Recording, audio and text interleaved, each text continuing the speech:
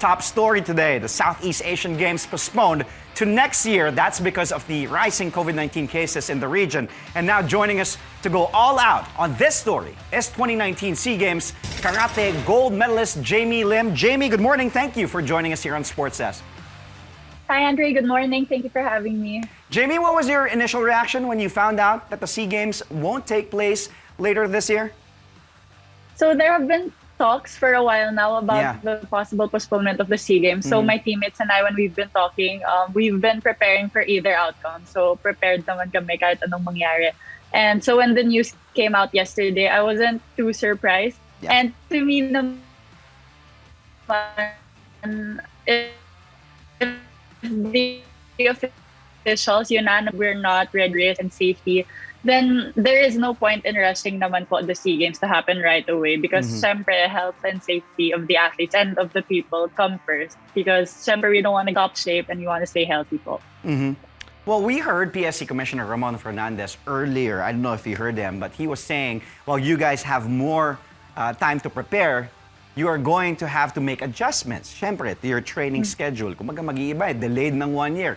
Nasaan ka ba in terms of your training sana for the SEA Games this year? Mga ilang % ready ka na had the SEA Games not been postponed for this year? Oh, well, we've been in a training bubble for the longest, for like January up to just to June. So I've had a lot of training po since then. And right now, according to the president of Karate Pilipinas, Sir Richard Lim, they're preparing a bubble for the karate team and it should be coming up really soon. This time in preparation naman po for the World Championships. Because for karate, medyo stacked pa rin po. Marami pa rin pong competitions despite the postponement of the SEA Games. Yeah, that's good. At least, you'll still be busy and you'll still be, kumbaga, hindi naman sa magpapahinga kayo for a year na may mga major competitions pa rin. Now, looking back, the past year, Jamie, how has this pandemic affected your training in general? Oh, definitely. It's been my pros and my cons. Well, the pro is more time to train, syempre, time to work on yourself and the conditioning.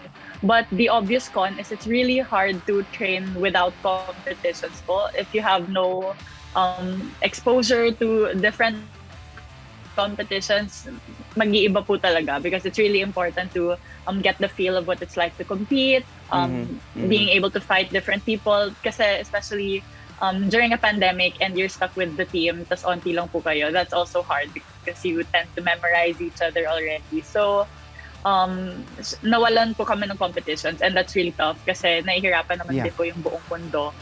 So, wala.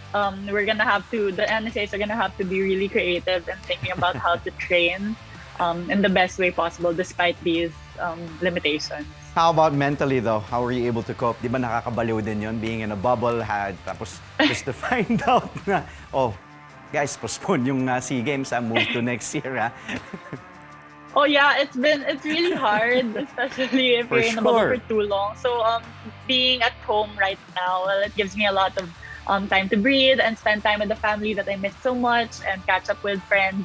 So, okay po yung may downtime din once in a while to rest naman for the bubble. Because kung tuloy-tuloy po, baka mabaliw naman kami ng too much. So, yeah, that's correct po. And I'm just making the most of right now po. Yeah, that's right. Every human being deserves a downtime, especially you guys, the Philippine athletes. Okay, Jamie, what does your competition calendar look like for next year? Kasi sabi nga ng SEA Games Council, they hope to move the SEA Games to a date no later than June 2022.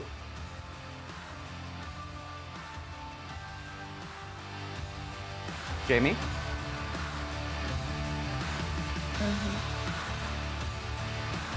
Hello, sorry. I think I got cut.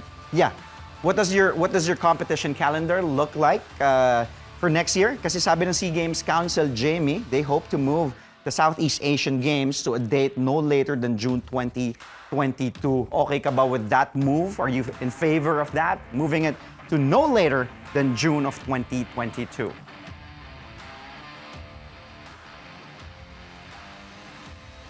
We're not sure. We're trying to get Jamie? We're trying to get Jamie Lim back. Well, yeah, go ahead, Jamie. Be ready for anything po. And for the team, Hello, prepare for anything. But for the karate team naman po, they have a few competitions lined up. Like there's an Asian Championships in October, World Championships in November, and I think the Asian Indoor Martial Arts Games next March, and Asian Games po. So marami pong competitions, and I guess the national team just has to be prepared po for any date. Well, the best of luck to you. Thank you again for chiming in on this top story. Maraming salamat, Jamie. Stay safe. Use that Thank you, downtime Andre. well. Thank you. The best of luck to you. Thank Stay you. safe. Again, that was 2019 SEA Games Karate Gold Medalist Jamie Lim.